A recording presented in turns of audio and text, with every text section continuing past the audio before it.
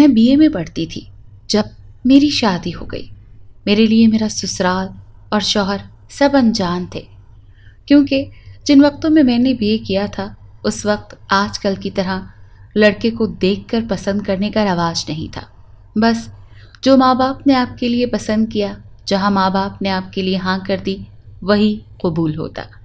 خیر، وقت گزرنے کے ساتھ ساتھ مجھے میرا شوہر اور سسرال دونوں اچھے لگنے لگے۔ میرا شوہر انتہائی شریف انسان تھا، وہ شہر میں نوکری کرتا تھا۔ میں بھی پڑھی لکھی تھی، میں ٹیچنگ کرتی تھی، لیکن ابھی میں اپنے شوہر کے ساتھ شہر میں شفٹ نہیں ہوئی تھی۔ کچھ عرصہ سسرال میں گزارا اور اس کے بعد پھر میرا شوہر مجھے شہر لے گیا، جہاں پر اللہ تعالیٰ نے میرے گھر اپنی رحمت بھیجی۔ میرے مائکے والے اور سسرال والے سبھی بےتاب تھے کہ کب میں واپس گاؤں آؤں اور پھر اپنی بیٹی ان کو دکھاؤں۔ میرے شوہر کے پاس اتنا وقت نہیں تھا کیونکہ ان کی نوکری نئی نئی تھی، لیکن انہوں نے مجھے نہیں روکا۔ انہوں نے کہا کہ تم جاؤ اور یہ پیاری سی گڑیا اپنے مائکے اور سسرال میں سب کو دکھاؤ۔ میں اپنے سسرال آئی تھی پہلے، جہاں پر سب نے مجھے ہاتھوں ہاتھ لیا اور اللہ کی نوازی ہوئی رحمت کو بہت پیار کیا۔ اس کے بعد پھر مجھے اپنے مائکے کی یاد آئی، کیونکہ وہاں پر بھی سب بےتاب تھے میری چھوٹی سی گڑیا کو دیکھنے کے لیے۔ میرا مائکہ پشاور شہر میں رہتا تھا۔ مجھے میرے دیور نے بہت کہا کہ آپ کو میں چھوڑنے چلتا ہوں، کچھ دن صبر کر جائیں، لیکن میں نہ مانی۔ میں نے اپنی گڑیا کو اپنی گود میں اٹھایا اور کہا کہ ارے پگلے، میں تو شادی سے پہلے بھی ایسے ہی سفر کرتی تھی، پورا پاکستان گھوم چکی ہوں، کبھی تعلیم کے لیے تو کبھی جاب کے لیے، مجھے کسی سے ڈر نہیں لگتا، اور ویسے بھی میں نے تو دن کا سفر کرنا ہے، کون سا رات کا سفر کرنا ہے جو ڈروں، اور اب تو ویسے بھی میں شادی شدہ ہوں۔ لہٰذا میں نے اپنی بیٹی کو اٹھایا، انہوں نے مجھے وہاں سے بس پہ بٹھایا اور اس کے بعد مجھے رستے میں ایک بس اور تبدیل کرنی تھی۔ جب رستے میں بس تبدیل کرنے کا وقت آیا تو میں تھوڑا سا گھبرائی، لیکن پھر یہ سوچا کہ ابھی تو شام ہونے میں بہت وقت پڑا ہے۔ خیر، اگلی بس پر ہم بیٹھ گئے۔ کچھ ہی فاصلے پر وہ بس جا کر خراب ہو گئی۔ اب میرے دل کی دھڑکنیں تیز ہونا شروع ہو گئی۔ آہستہ آہستہ دوپہر سے شام کا وقت ہو رہا تھا اور میں ڈر رہی تھی، کیونکہ پشاور شہر سے پیچھے کا علاقہ پہاڑی علاقہ ہے اور وہاں پر اگر آپ کو شام ہو جائے تو ایک سناٹا سا پھیل جاتا ہے جس سے خوف آتا ہے۔ لیکن میں مطمئن ہو گئی تھی کیونکہ بس میں میری دوستی 2 لڑکیوں سے ہو گئی تھی۔ وہ لڑکیاں بہت ہی اچھی تھیں اور انہوں نے بتایا تھا کہ انہوں نے بھی وہیں جانا ہے جہاں مجھے جانا ہے۔ بس والے نے کہا کہ اگلی بس تو شام کو 8 بجے تک آئے گی۔ میں بہت پریشان ہوئی کہ اب کیا کیا جائے، میں 8 بجے تک یہاں نہیں بیٹھ سکتی تھی۔ اس وقت تو موبائل فونز بھی نہیں تھے کہ آپ فون کر کے کسی کو اطلاع کر دیں، اور وہاں پر جہاں بس خراب ہوئی تھی PTCL بھی نہیں تھا۔ خیر، ان 2 لڑکیوں نے کہا کہ ہمارے ساتھ ہمارا کزن تھا، وہ یہاں سے کچھ دور شہر میں اس کا دوست رہتا ہے، اس کو بلانے گیا ہے، وہ اپنی گاڑی پر ہمیں چھوڑیں گے، ہمارے ساتھ آپ بھی بیٹھ جائیے گا۔ بس یہیں سے میری غلطی تھی، کیونکہ میں نے ان پر اعتبار کر لیا۔ میں ان لڑکیوں کے ساتھ بیٹھنا نہیں چاہتی تھی، لیکن مجبوراً بیٹھ گئی، کیونکہ میں رات اس جگہ پر اکیلے رکنا بھی نہیں چاہتی تھی، نہ جانے اگلی بس کب تک آئے۔ خیر، میں ان لڑکیوں کے ساتھ بیٹھ گئی۔ پیچھے وہ دونوں لڑکیاں تھیں اور آگے ان کا ایک کزن جو گاڑی ڈرائیو کر رہا تھا۔ میری گود میں میری پیاری سی گڑیا بھی تھی میرے پاس۔ شروع میں تو 10-15 منٹ کا سفر اچھا گزرا۔ اس کے بعد وہ مجھ سے میری پرسنل انفارمیشن لینے لگ گئے۔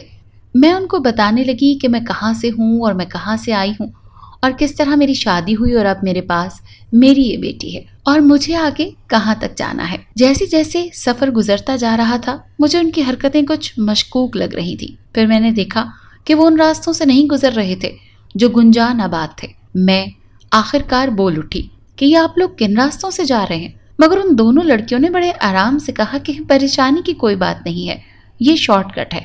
لیکن میں پڑھی لکھی تھی، بات کو اور حالات کو سمجھ رہی تھی۔ میں نے ایک دم سے ان سے کہا، یہ کون سا شارٹ کٹ ہے، آپ شارٹ کٹ سے نہیں سیدھے راستے سے لیجئے۔ تو ایک دم ہی جو کزن اس کا ڈرائیو کر رہا تھا اس نے پیچھے مڑ کر مجھے ایک تھپڑ رسید کیا۔ وہ مرد تھا، اس کا تھپڑ اتنا زوردار تھا کہ میں بے ہوش ہو گئی۔ میری گود میں میری گڑیا ویسے ہی تھی جو شاید پتہ نہیں کب تک روتی رہی۔ مجھے आधे घंटे के बाद होश आया। जब होश आया तो मेरे आसान खता हो गए। मुझे ये इल्म हो रहा था कि ये मुझे सुनसान रास्ते की जानिब लेकर जा रहे हैं। यकीनन ये मुझे मंजिल तक नहीं पहुंचाएंगे, बल्कि शायद मैं अगवा हो चुकी हूँ। मुझे अपनी अक्ल पर हैरत हुई कि क्यों मेरी अक्ल पर पर्दे पड़ गए थे। मैंने क्यों किसी पर एतबार कर लिया। काश मैं इनकी गाड़ी में ना बैठती। लेकिन अब सोचने का वक्त गुजर चुका था। अब हिम्मत का वक्त था। अक्सर ऐसे औकात में लड़कियां अपनी हिम्मत हार जाती हैं, लेकिन मैं इस तरह की नहीं थी। मैं बहुत बहादुर थी।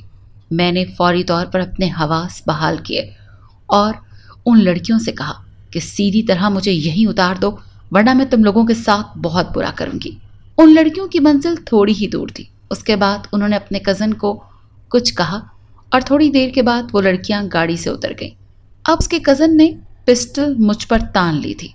वो लड़कियां उतरते हुए मुझे कह गई थी कि परेशान मत होना, ये तुम्हें मंजिल तक ज़रूर पहुंचाएगा, और अगर तुमने ज़रा सी भी कोई गलती की तो खुद तो मरोगी, तुम्हारी बेटी भी मारी जाएगी। खैर, जब वो लड़कियां उतर गईं तो मैंने दिल में खुदा का शुक्र अदा किया। एक तरह से मेरे लिए ये अच्छा ही था, क्योंकि अगर वो दो लड़कियां मेरे साथ बैठी होती तो मुझे मजबूती से पकड़ सकती थी और मैं मजबूर हो सकती थी। लेकिन अब एक ही शख्स था जो ड्राइव भी कर रहा था और जो मुझे भी देख रहा था। मैंने उसको कहा, शराफत से मुझे यहीं उतार दो, वरना तुम्हारे साथ बहुत बुरा होगा। मैं तो मरूंगी, जिंदा तुम्हें भी नहीं छोड़ूंगी। मैंने तेजी से गाड़ी का स्टीयरिंग घुमाया और गाड़ी पक्की रोड से कच्ची पे उतर गई। उसने मुझे मारने की कोशिश की, लेकिन मैंने गाड़ी का स्टीयरिंग उसे सीधा न करने दिया, जिसके बाद उसे पता चल गया कि ये औरत अब मेरे काबू में नहीं आएगी। एकदम से गाड़ी का दरवाज़ा खुला और मैं नीचे गिर गई और मैं उसको गिरबान से पकड़कर रोकना चाहती थी, मगर वो भाग गया। मैंने फौरन से गाड़ी का नंबर नोट किया और उसके बाद मैं वहाँ पर अल्लाह की मदद का इंतज़ार करने लगी। खुदा का शुक्र हुआ कि थोड़ी देर में एक बस वहाँ से गुजरी। मैंने उनको बहुत मुश्किलों से हाथ देकर रोका और ख़ुद पर बीता सारा वाक़या सुनाया। ड्राइवर ने मेरे सर पर हाथ रखा और मुझे कहा, बेटी तुम्हें अकेले नहीं आना चाहिए था।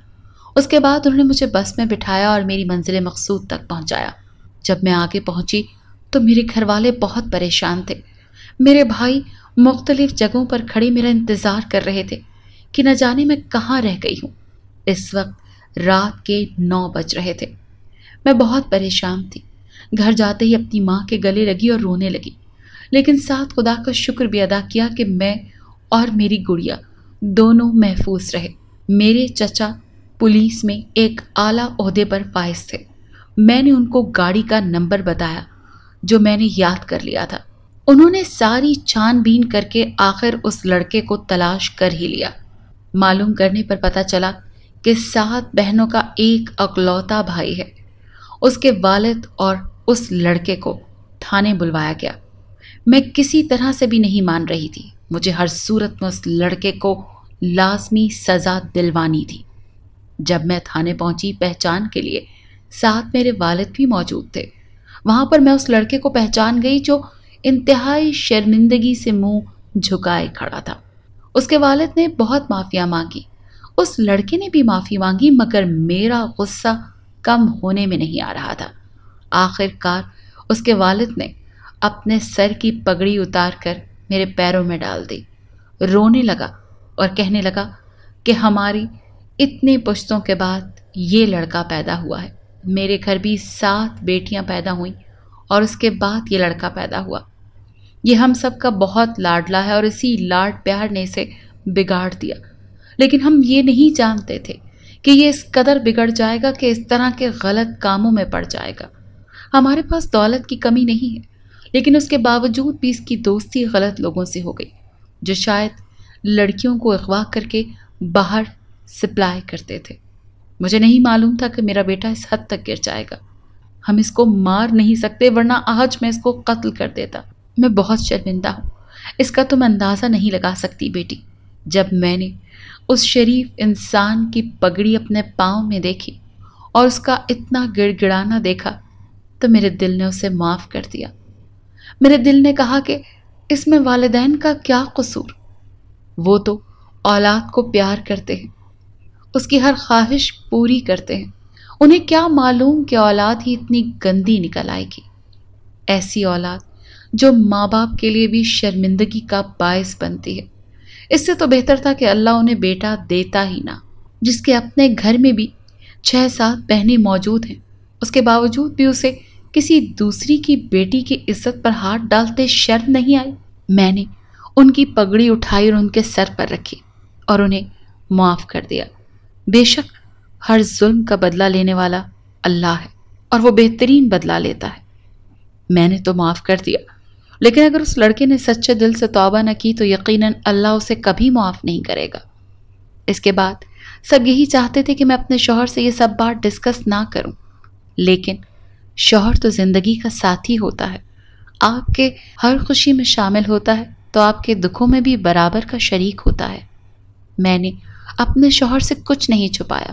میرے شوہر نے مجھے منہ دکھائی میں ایک بہت خوبصورت گھڑی دی تھی جو اس کھینچا تانی میں کہیں کھو گئی تھی۔ میں نے اپنے شوہر کو ایک ایک لفظ حقیقت بتایا۔ میرے شوہر تھوڑا غصہ تو ہوئے کہ تمہیں اکیلے جانے کی کیا ضرورت تھی، لیکن اس کے بعد جلد مان بھی گئے۔ وہ بہت فکر مند تھے کہ آئندہ ایسے کبھی مت کرنا، کیونکہ میری فیملی ہی میرے لیے سب کچھ ہے۔ بے شک میرے پاس میری بہت پیاری سی گڑیا بھی تھی، اگر اسے کچھ ہو جاتا تو میں تو جی نہ پاتی۔ تمام لڑکیوں کے لیے یہ ایک سبق ہے۔